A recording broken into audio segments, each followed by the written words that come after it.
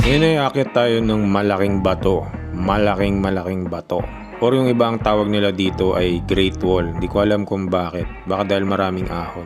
At wala namang anything special sa video na to. Nagte-training lang ako para sa Taiwan. Ang bago lang dito nakasuot na ako ng cleats or yung sapatos na pang bike. Para doon sa mga hindi naman nagbabike dyan, ito yung sapatos na merong attachment sa sole. At ang silbi nito ay para mapakapit mo yung sapatos mo doon sa pedal. Nililinaw ko, hindi ako expert, pero ito yung experience ko sa paggamit ng mga gantong klaseng sapatos. Kapag pumepedal ka at nakagantong sapatos ka, mas madali mong mapapaikot yung cranks. Lalong-lalo na kapag naka-off saddle ka or yung pumepedal ka ng nakatayo. Pag pumapadya ka kasi, 'di ba, merong part ng ikot ng pedal na wala ng puwersa. Mga around banda dito 'yan sa ikot ng pedal. Ayan. Pero kung naka-cleats ka, pwede mo hilahin yung pedal habang yung kabilang paa mo naman patulak. So mas madaling bilugin yung padyak mo. Tama ba yung explanation ko? Kasi nung last time na sinabi ko to sa TikTok, dinebunk nila yung mga sinasabi ko. Sabi nila mali raw na hinihila mo yung pedal. So, paki-comment na lang yung tamang science nitong paggamit ng cleat shoes. Okay, game.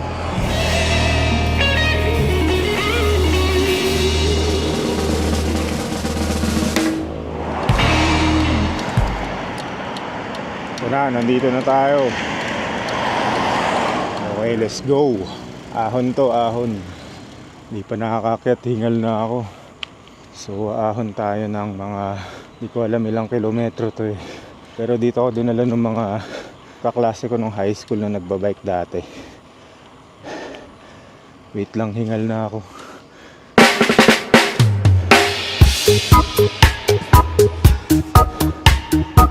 Technically, dapat mas madali itong climb na to kasi naka-cleats na tayo eh. Pero napahinga nga ako, 'di ba, dahil nag 11 day trip kami sa Japan. Puro lakad lang doon. Walang bike. Tapos kahit nung nakauwi na ako ng Manila, hindi na rin ako masyado nagbike. So ito yung ride na first time after a while. Kaya hingal na hingal.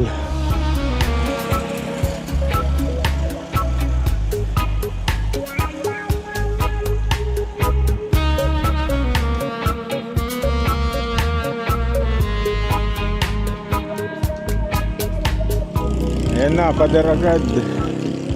Aray. Dito mo mararamdaman yung tulong ng cleats talaga. Kala mo expert eh, no? Ayan, proof na umaahon tayo. Paling yung mga pader. Tignan niyo yung base. Para siyang naka-domino. Tapos pader na naman.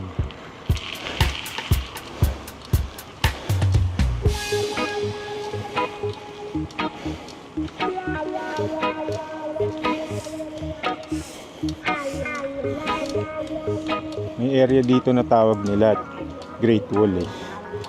Mga siyang Great Wall of China. Mamaya makikita nyo. Yan na, paliblib na ng paliblib yung lugar. At patarik ng patarik. Para may lumalagitik sa bike ko. Naririnig nyo ba yun? Hindi ko mahanap kung saan eh. Kailangan mapagawa ito bago mag Taiwan. Baka dun bumigay. Tingin yung kambing. Mga ni Black Phillip.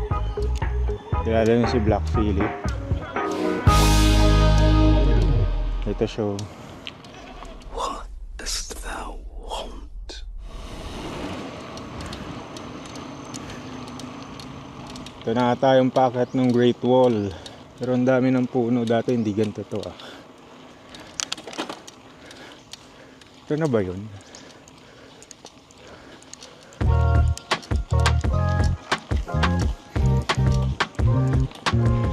Whew.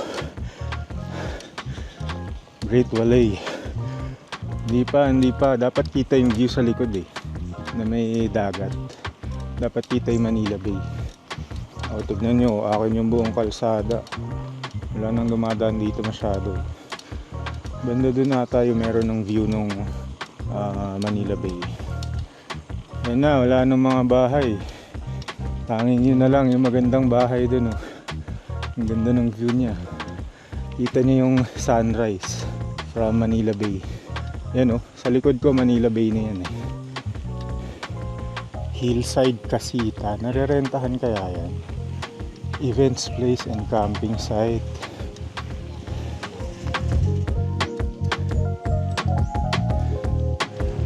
Parang pinatag nga nila Dati ganyan kataas yun Yun yung ganyan. Walang BBQ. Ito pala yung matarik. Oh no. Ganun pa rin siya. I'll have to go.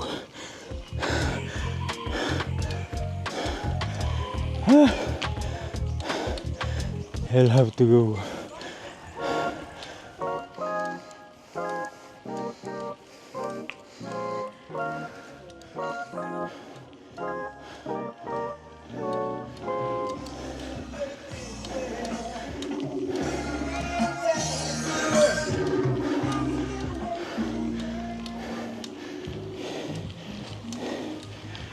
Kasi sound trip nila. Di pa pala tapos, meron pa. Dito tayo dadaan sa gravel.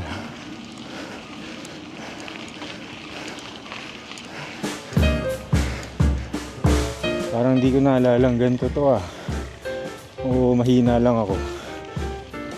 Hello Kitty sa Pison. Nagtitinda ng pandesal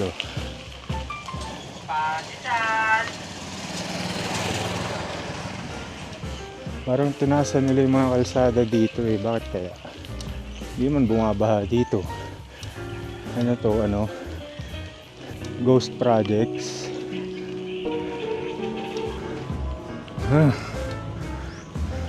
Parang nagka-road widening din.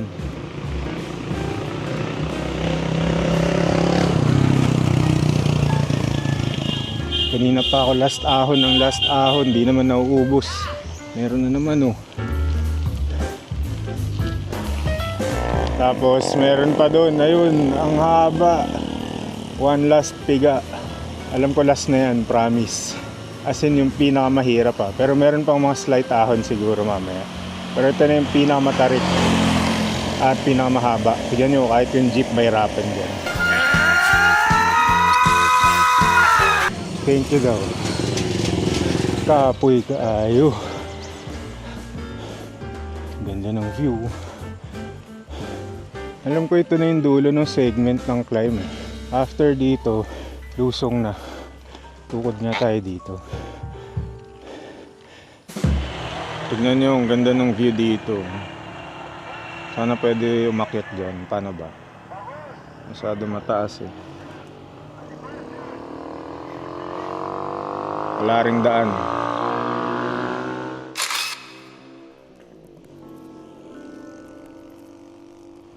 Yun na, tapos na yung climb.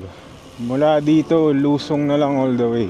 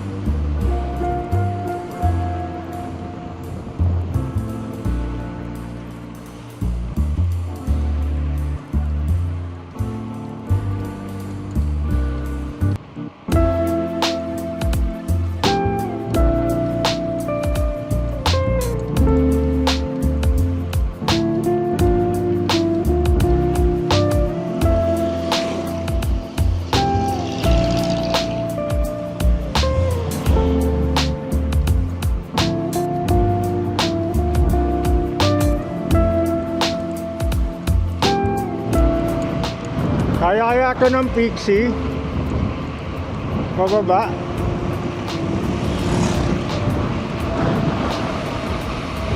Kaya siguro, kaya lang ubos gulong.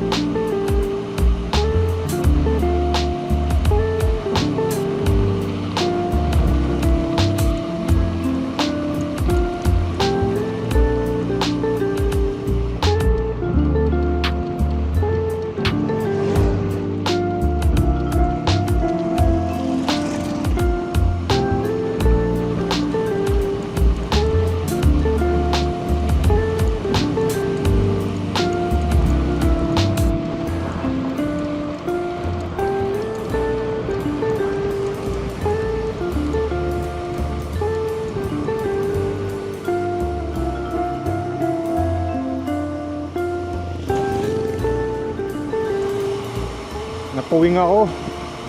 Sakit.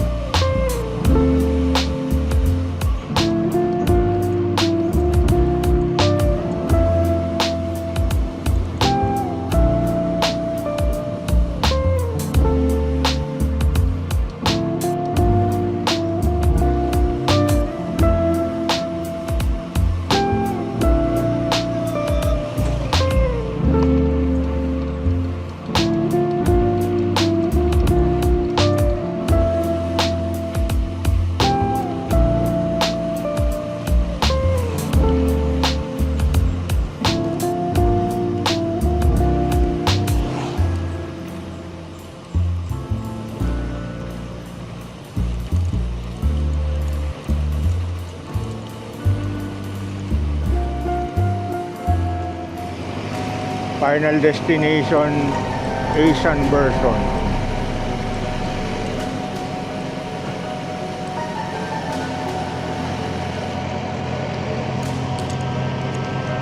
Na natin.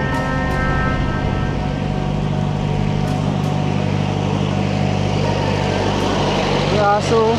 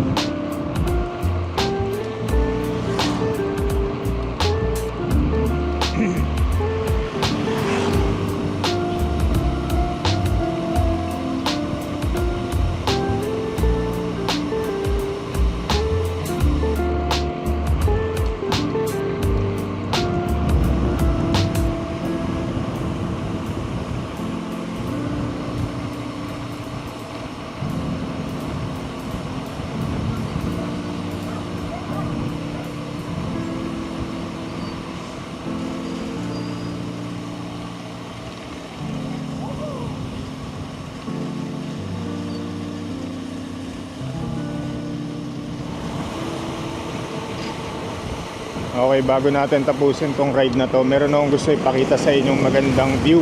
Dito yan sa may Samal, sa may Calagiman area.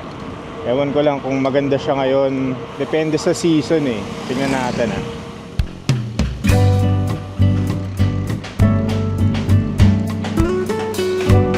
Ganda ng pala yun oh. Lahat yan magiging kanin. Tapos gagawin ng subdivision. Maganda dito kapag madaling araw ka umalis, mas blue yung langit. Walang glare galing araw. Kitang-kita mo yung kulay ng palayan, walang masyadong tao, malamig. Ito ang lifestyle.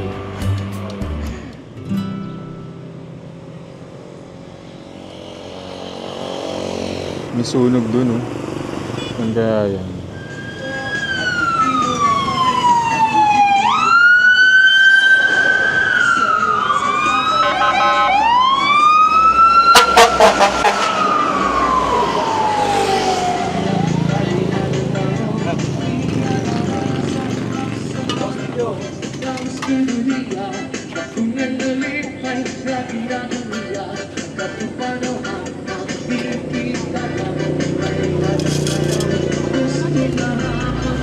Gagi, ito pala si Black Phillip eh. Ano na eh. Yan ang Black Phillip. Okay, dyan na muna natin tatapusin yung video. Like, comment, and subscribe kung nagustuhan nyo tong episode na to. At itong training na to ay ginagawa natin para hindi naman tayo kulelat sa araw ng bike tour natin sa Taiwan. Salamat pala kay Arto dito sa Vector na long sleeve. Ganda niya. Kung may ibang kulay Arto, bili akong iba pa. Meron pa ba? At salamat din kay Two Wheel Nation dahil naka-sale yung kanilang U-Dog na sapatos. Mura ko lang siya nakuha. 50% off, naka-sale siya eh. So check nyo yung store nila, Two Wheel Nation. Check nyo na rin yung mga binibenta ni Vector Multisport. At ipakalat nyo tong video na to para marami pa tayong magawa. At marami pa kayong mapanood. Sige na. Bye bye.